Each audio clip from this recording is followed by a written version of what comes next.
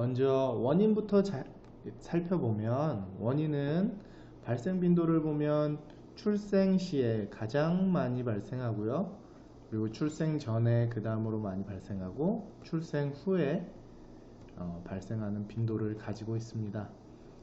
출생 전은 이런 발생학적인 유전적 요인으로 인종, 가족력, 그리고 성별, 그리고 뇌성, 발육부전 이런 것들이 유전적 요인이 있고요.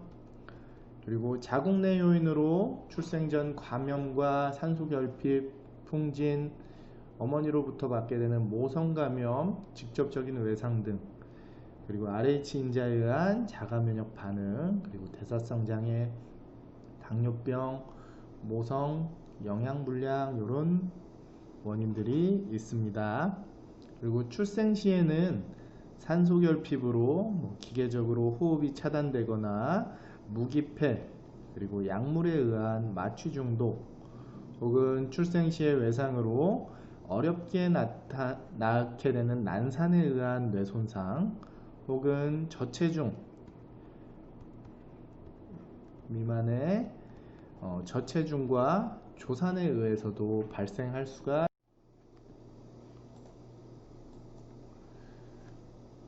출생 후 원인을 살펴보면 외상, 감염, 중독, 뇌혈관 사고, 신생물 이렇게 다양한 이유가 있어요. 외상 같은 경우는 경질막 및 출혈, 그리고 머리뼈의 골절, 그리고 머리에 의한 뇌 타박상 등이 있을 수 있고, 감염은 뇌막염, 뇌염, 뇌농양 등이 있습니다. 중독은 주로 납이나 비소 등에 의해서 중독되는 경우가 많고요. 그리고 뇌혈관 사고가 있을 수도 있고, 신생물인 뇌종양 등에 의해서 출생 후에 뇌성마비의 질환이 발생될 수도 있습니다. 미국 신경 관련돼서 미국 뇌성마비학회에서는 신경운동학적으로 뇌성마비를 분류하였는데, 그 중에 첫 번째로 나오는 것이 경직형입니다. 경직형은 영어로 스파스틱 타입이라고 이야기를 해요. 스파스틱 타입. 원인을 보면 대뇌 겉질의 운동 영역이 손상되고, 중간뇌와 뇌줄기, 그물체 내에 있는 억제 촉진 중추 사이의 부조화에 의해 발생이 됩니다. 특징은 뇌성마비 중에 가장 많아요. 한 60에서 70% 정도를 차지하고요. 과신장 반사가 나타납니다. 주로 운동 시작이나 끝부분에서 발생되고, 디티아랑진, 클로너스라고 하는 간대경련, 바빈스킨 반응이 양성으로 나오고, 공동반 운동, 연합 반응, 공간상관계의 인식장애가 발생됩니다. 그리고 한 관절만의 독립된 운동이 어렵거나 불가능하고, 협조 운동이 어려운 특징을 가지고 있어요. 지능은 이 다음에 이야기할 거지만, 지능은 아데토이드라고 하는 느림 비틀림 운동형보다 낮습니다. 느린 비틀림 운동형보다. 그리고 보행은 가위 보행이 나타나요. 뻣뻣하게. 그리고 경직성을 주로 나타내는 근육들을 분류해 보면, 팔 같은 경우에는 어깨관절 굽힘근, 그리고 들림근, 모음근 등이 나타나고, 팔굽관절 같은 경우는 굽힘근, 아래팔 엎침근, 그리고 손목관절은 굽힘근, 손가락 굽힘근, 엄지 굽힘근, 이렇게 굽힘근에서 많이 나타나고요. 다리 같은 경우는 엉덩관절 굽힘근, 그리고 안쪽 돌림근, 모음근, 무릎관절 굽힘근, 발목관절 발바닥 굽힘근, 발 가쪽 및 안쪽 범짐근 등에서 경직성이 주로 나타나게 됩니다. 경직형에서 편마비를 조금 보면, 경직형 편마비는 양측이 비대칭적인 특징이 있어요. 경직형도 편마비, 양다리마비, 그리고 사지마비 이렇게 나눌 수가 있는데, 편마비는 양측 비대칭 특징이 나타나고, 한쪽 팔에 기능 저하가 나타나고 조기에 발견이 가능합니다. 생후 한 6개월에서 1년 전후로 발견이 가능해요. 지능장애는 없고 보행은 가능하기 때문에 독립적인 생활이 가능합니다. 그리고 경직형의 양다리 마비는 가장 흔하게 발생되고요. 출생 직후에 근긴장 저하가 발생되게 되고, 그리고 나이가 어릴 때는 편근이 우세하다가 나이가 들어갈수록 굽힌근이 우세한 특징을 갖습니다. 팔의 신경학적 침범은 경미하고 보행 가능합니다. 그래서 이거 역시 독립적인 생활이 가능하고요. 사지마비 같은 경우는 손상 정도가 다리가 팔에 비해 조금 더 심하고 저긴장기가 나타났다가 운동장애 그리고 경직기로 이렇게 나누어서 발생되게 됩니다. 그래서 양측 대뇌방구의 광범위한 손상으로 발생되고 말 더듬증이라고 하는 디스아스리아가 발생되기도 해요. 그래서 25% 정도는 보행이 불가능하고 한 35% 정도, 한 3분의 1 정도는 보조기를 사용해서 보행이 가능한 특징을 갖습니다. 그 다음에 앞에서 한번 언급했던 느린 비틀림 운동형 아데토이드 타입은 대뇌 바닥핵이나 줄무늬체 손상에 의해서 발생돼요. 그래서 뇌성마비 한 20에서 25% 정도를 차지하고 불규칙하고 억제할 수 없는 불수의적 운동이 나타나는 특징을 갖습니다. 그래서 목적 없는 빠르거나 느린 운동 패턴, 휴식 시에도 꿈틀꿈틀 움직이거나 움찔거리는 불수의적 동작이 발생돼요. 떨림을 동반하기도 하고 눈의 위쪽 운동이 결함되기도 합니다. 그리고 균형 기전이 저하돼서 불량한 자세를 취하고요. 그리고 DTR과 발바닥 굽힘 반사가 정상으로 나타납니다. 지능 역시 정상으로 나타나고요. 구축이나 관절 변형은 계속적으로 움직이기 때문에 드문 편에 속해요.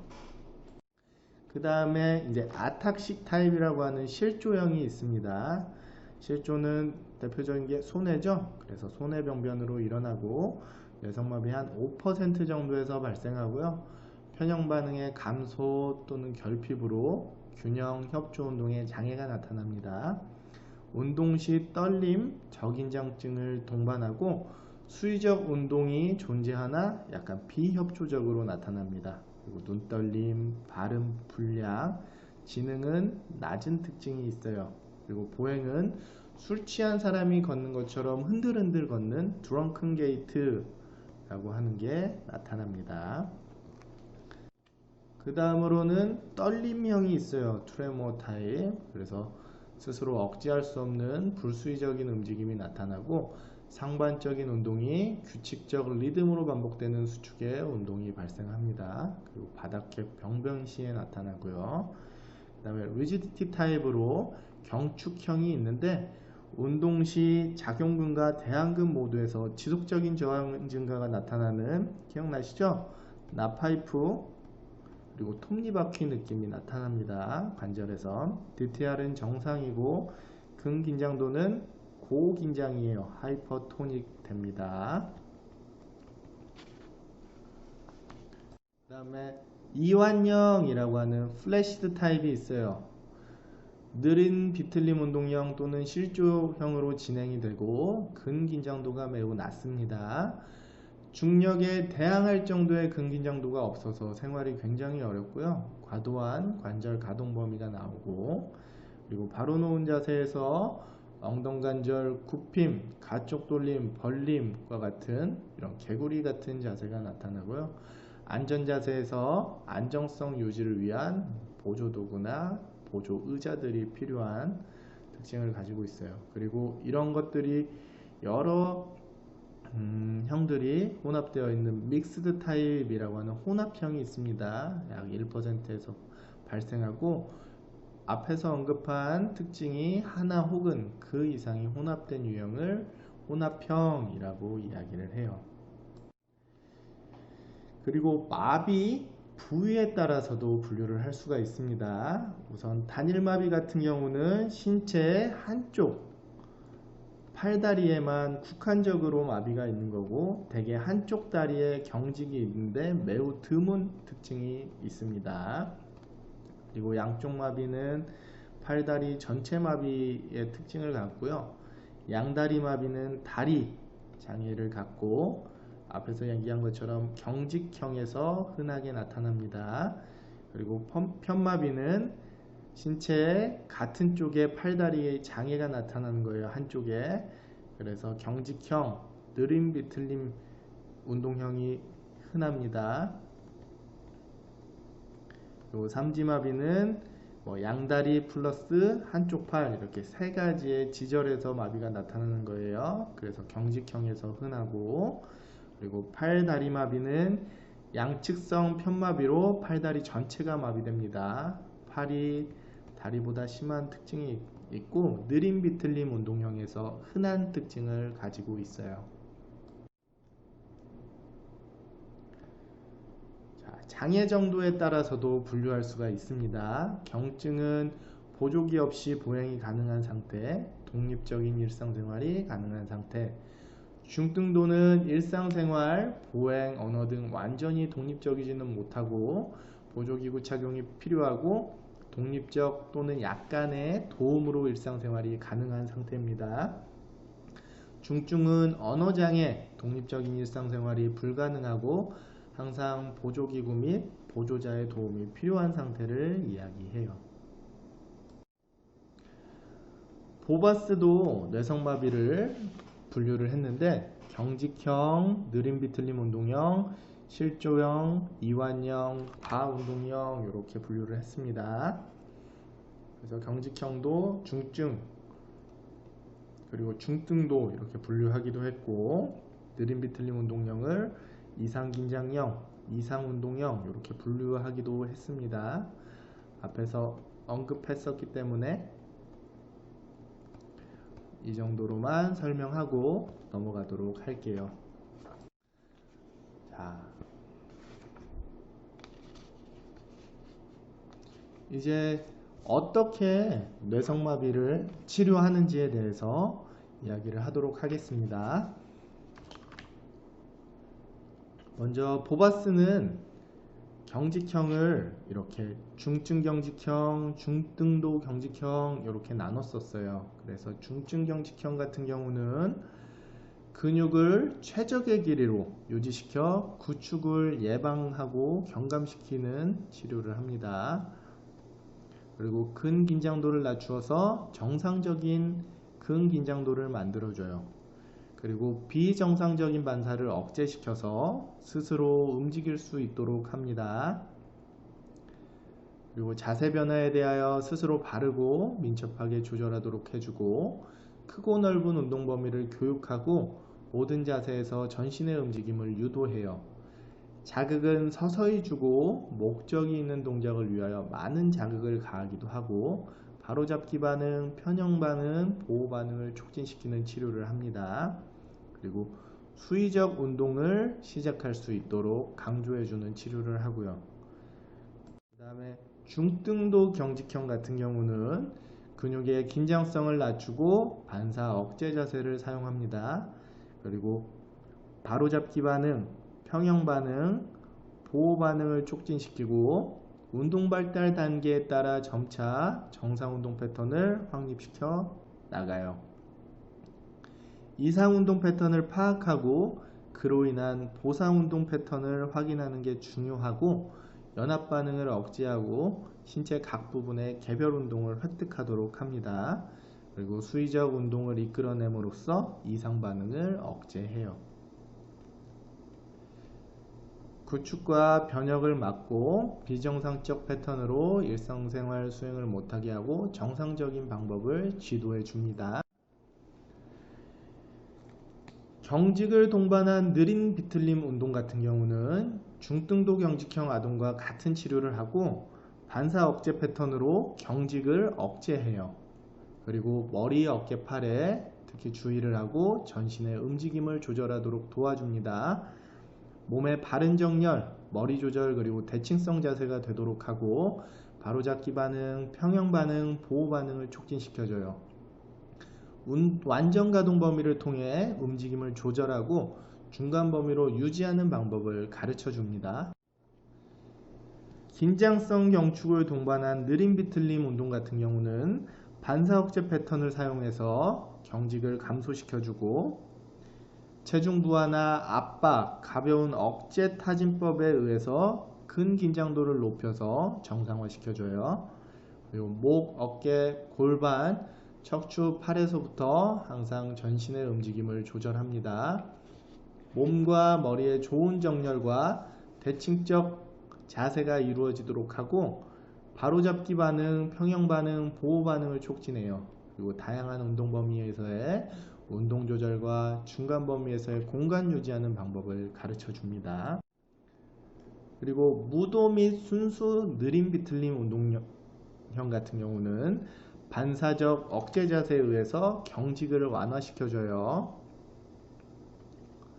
그리고 지속적인 자세 긴장과 운동을 위해 고정을 얻도록 하고 머리, 어깨, 골반, 척추, 팔 등의 전신 운동 조절을 유도하고 머리를 정중선으로 유지하여 대칭적 자세, 몸의 바른 정렬을 유지하도록 합니다. 또한 타진법, 이렇게 두드리는 타진법을 통해서 고유 수용기, 피부 감각 수용기를 자극합니다. 그리고 바로잡기 반응, 평형 반응, 보호 반응을 촉진하고 완전 가동 범위를 통하여 움직임을 조절해요. 특히 편근을 수축시켜서 중간 범위를 유지할 수 있도록 합니다.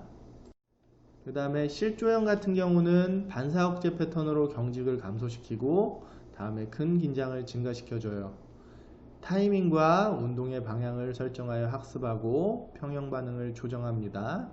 그리고 분리 운동의 선택성과 팔다리가 몸통으로부터 독립하도록 유도시키고 한 자세를 유지하고 지탱하여 지속적인 수축을 얻게 합니다. 그리고 긴장 증가를 위해서 타진법을 사용하기도 해요.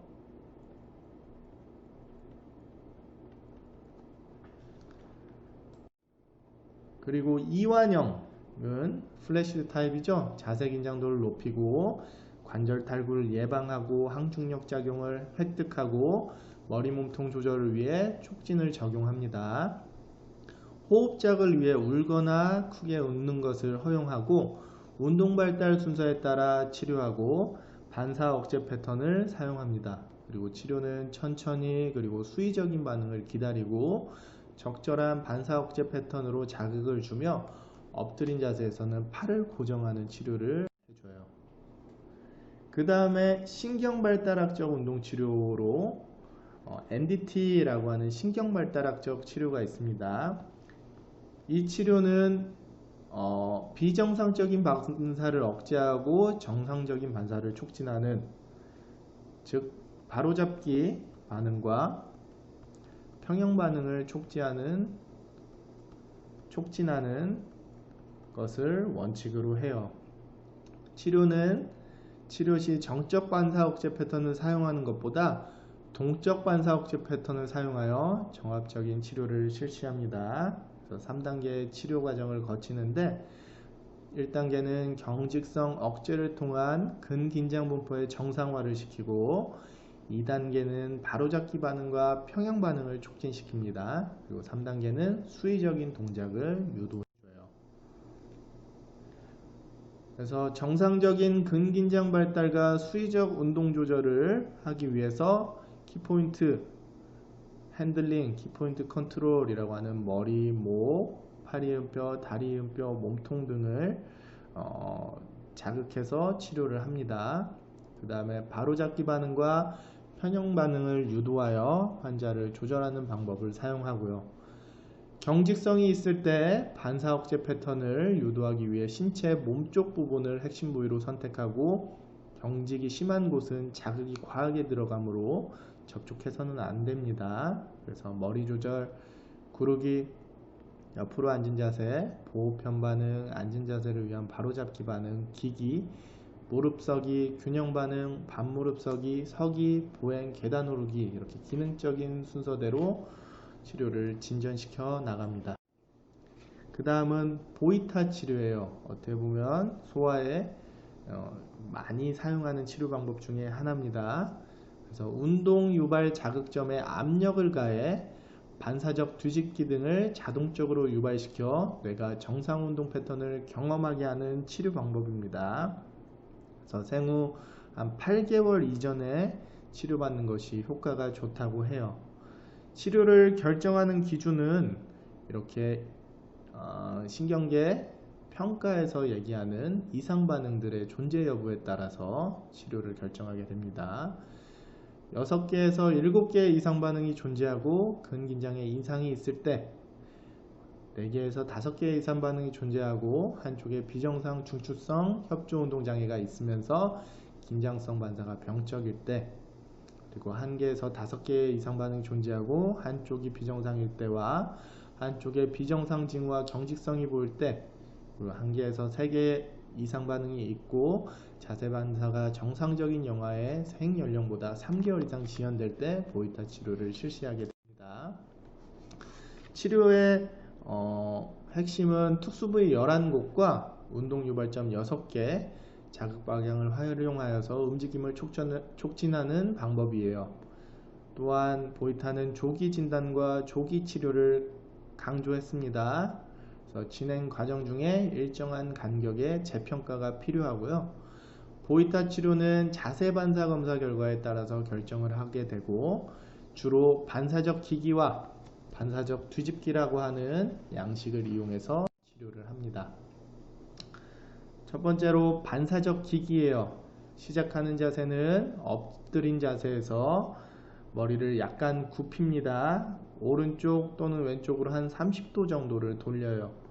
이렇게. 그리고 팔, 어깨를 120에서 130도 정도 굽히고 손목은 어깨와 일직선 높이, 발은 엎침, 다리 쪽으로 내려놓고, 그리고 양쪽 다리는 반 굽힘, 엉덩관절은 가쪽 돌림 상태에서 자극 유발점은 주요 유발대는 팔다리에 위치하고 보조 유발대는 팔다리의 몸쪽, 몸통은 어깨뼈의 아래각에 위치해서 반사적 기기를 시행합니다.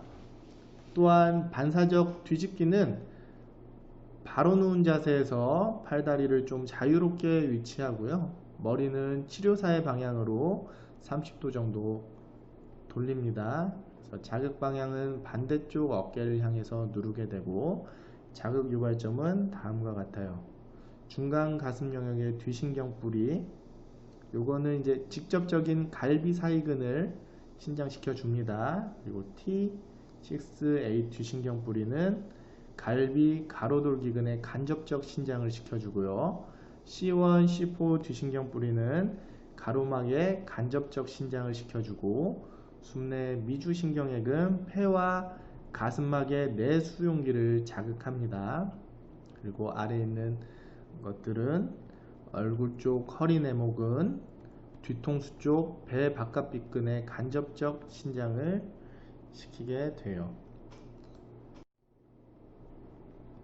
그 다음에 이제 펠프스의 방법이 있습니다. 치료 원칙은 개체 발생학적 과정에 기초한 치료법으로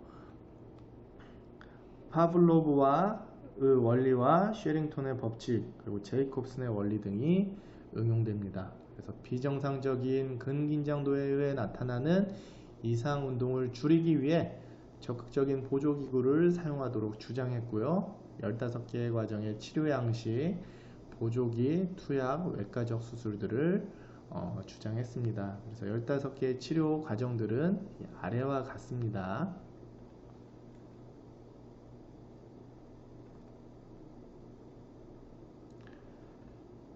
여기서 조금 봐야 하는 것들이 이제 이완 기술 같은 경우는 근긴장이나 불수의적인 운동을 감소시켜줘요. 그리고 이완 자세로부터의 운동은 불수의 운동이 있을 때 사용을 합니다. 그리고 균형은 헤드 컨트롤, 머리 조절부터 시팅 밸런스, 닐링 밸런스, 무릎 서기 균형, 스탠딩 밸런스 이렇게 이어지고요. 그리고 수동 운동 같은 경우는 경직성은 천천히 해야 되고 경축성은 조금 빠르게 할 필요가 있습니다. 마사지는 근긴장을 유지하고 순환을 증진시키는 효과가 있어요. 그 다음에 루드의 방법이 있죠. 다양한 감각 자극을 통해 운동 양상을 정상적으로 구성할 수 있음을 가정했습니다. 그래서 감각 조절 자극과 개체 발생학적 단계 이용 및 활동에 의한 목적 있는 반응에 유도를 했고요. 하위 수준의 숙련 활동이 완성되면 다음 단계의 숙련 활동으로 진정시켜 나갔습니다.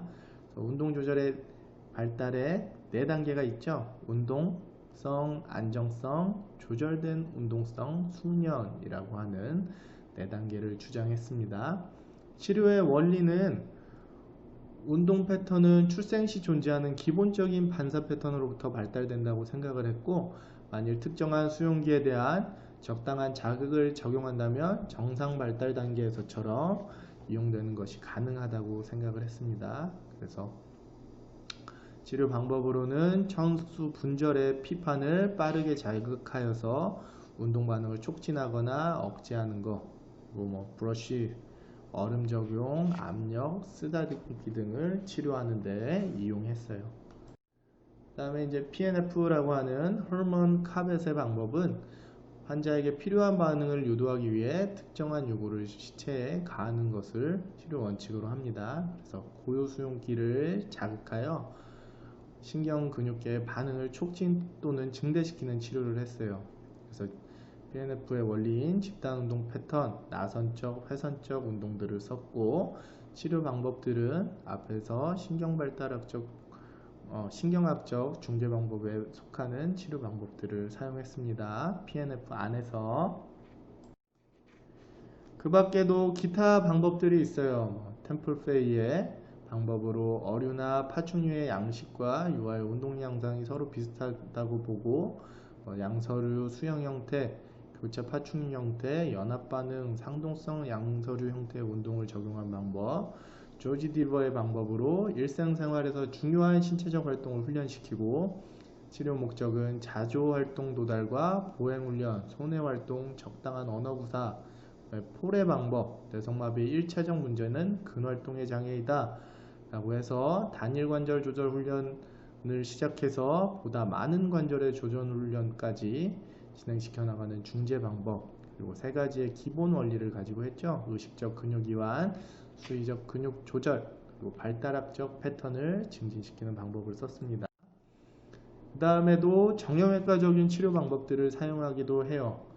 팔 변형에 대해서는 좌쪽 손목 굽힘근 힘줄을 전유시키거나 손목 관절을 고정하는 방법, 그리고 다리 변형에 대한 정형외과적인 방법으로는 엉덩관절 모음 변형, 굽힘 변형, 무릎 관절 굽힘 변형, 꿈치 들린 휨 발층 변형, 가촉 들린 휨 발층 변형, 이런 것들을 정형외과적인 치료들로 잡아주기도 합니다. 그 다음에 보조기를 사용하기도 해요. 짧은 다리 보조기는 발목 관절 90도 이상 발바닥 굽힘이 되지 않도록 처방하고, 발 뒤꿈치 들린 휨발증, 안쪽 들린 휨발증 변형이 있을 때는 구두 가쪽에 T스트랩을 처방하기도 하고, 가쪽 들린 휨발증 변형이 있을 때는 구두 안쪽에 T스트랩을 처방하기도 합니다. 그리고 긴 다리 보조기는 장단지근의 단축에 의한 꿈치 들린 휨발증 변형 시에 착용을 해요. 야간용 보조기로 양측 엉덩관절 모음 및 안쪽 돌림 변형이 있는 어린이의 양측 긴다리 보조기 안쪽 자주 사이에 스프레더 바를 부착하기도 합니다. 그리고 유수화의 경우 보조기 착용 시 주의해야 할 점은 이상 자세 반사 및 이상 부행을 초래하지 않도록 착용하는 것을 원칙으로 합니다.